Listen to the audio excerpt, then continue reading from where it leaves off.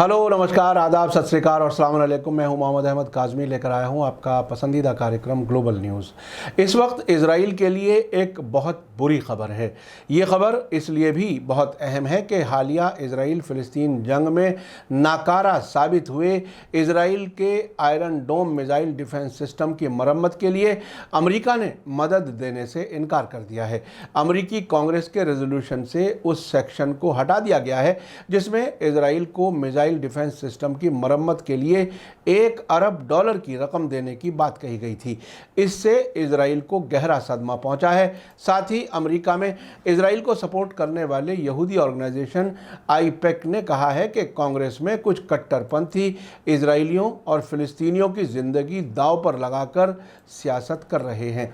Israeli अखबार Jerusalem post ने कल वेडनेसडे को अपनी रिपोर्ट में लिखा है कि प्रतिनिधि सभा यानी हाउस ऑफ रिप्रेजेंटेटिव्स की 2 मेंबर एलेक्जेंड्रिया कोर्टिस और रशीदा तुलैब इजराइल को मिलने वाली मदद रुकवाने की कैंपेन में आगे हैं। अखबार का कहना है कि यही वो मेंबर्स हैं जिन्होंने हालिया गजा जंग के दौरान इजराइल को हथियारों की सप्लाई रुकवाने के लिए भी दबाव बनाया था। अमेरिका में सबसे बड़ी Israeli lobby American Israel public affairs committee IUPAC ने अमेरिकी कांग्रेस के डेमोक्रेट मेंबर्स की सख्त नुक्ताचीनी की है जो अमेरिका से इजराइल को मिलने वाली मदद को कंट्रोल किए जाने पर जोर दे रहे हैं, क्योंकि इजराइल फिलिस्तीनियों के खिलाफ हमले कर रहा है।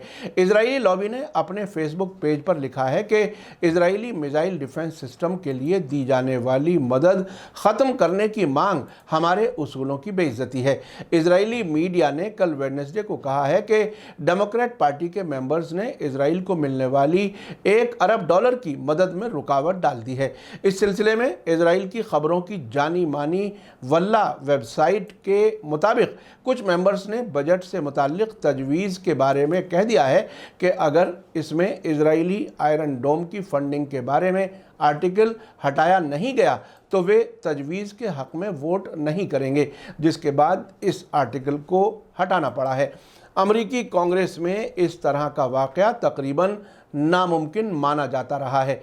इजराइल के फॉर्मर डिफेंस मिनिस्टर मोशे यालून ने ट्वीट करके कहा है कि ये अमेरिका की अंदरूनी सियासत में former prime minister Benjamin Netanyahu की खुली दखल अंदाजी का खमियाजा है जो इजराइल को भुगतना पड़ रहा है। आपको याद दिला दूं कि मई में हुई 11 दिन की इजराइल फिलिस्तीन जंग के दौरान गजा में हमास और जिहाद इस्लामी ने इजराइल के खिलाफ तकरीबन 4,500 रॉकेट और मिसाइलों से जवाबी हमले किए थे जो आयरन डोम की हमलों को रोकने की सलाहियत से कहीं ज़्यादा थे। इजराइल से ऐसी रिपोर्टें आई थीं कि तकरीबन 90% रॉकेटों को रोका जा सका था, जबकि बाकी रॉकेट्स से इजराइल को नुकसान पहुंचा था। जंग के फ़ौरन बाद इजराइल के डिफेंस मिनिस्टर बेनी गेंट्स ने अमेरिका जाकर iron dome missile defence system की मरम्मत के लिए $1 अरब की मांग की थी, जिसके लिए अमेरिका ने भरोसा दिया था। उन्होंने अमेरिका के डिफेंस मिनिस्टर, फॉरेन मिनिस्टर और नेशनल सिक्योरिटी सलाहकार से मुलाकातें की थी। अब अगर कुछ मेंबर्स को कांग्रेस में इजराइल के मिसाइल डिफेंस सिस्टम आयरन डोम की मरम्मत के लिए दी जाने वाली मदद को रोकने में कामयाबी मिल गई तो इजराइल के लिए बड़ी मुश्किल पैदा हो जाएगी। इजराइल के माली हालात अच्छे नहीं हैं। हाल ही में 6 फिलिस्तीनियों के जेल से फरार होने में कामयाब होने के बाद ऐसी खबरें आई थीं कि जेल की बाहरी दीवार की सिक्योरिटी पोस्ट पर कोई जवान काफ़ी दिन से तैनात नहीं था। जेल में सीसीटीवी कैमरे तो हैं, लेकिन उन पर नज़र रखने वाला स्टाफ नहीं है।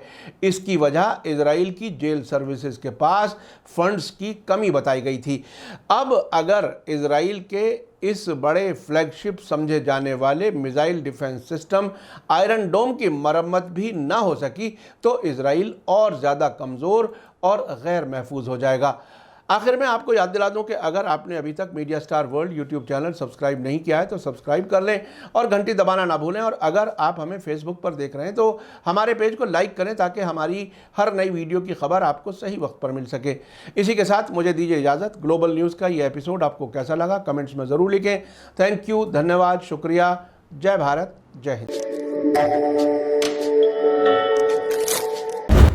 मीडिया स्टार वर्ल्ड के और वीडियो देखने के लिए हमारे चैनल को सब्सक्राइब करें और सीधे नोटिफिकेशन पाने के लिए बेल आइकन दबाएं। और अगर हमारी खबर सच्ची और अच्छी लगे तो अपने व्हाट्सएप, इंस्टाग्राम, फेसबुक और ट्विटर अकाउंट पर ज़रूर शेयर करें।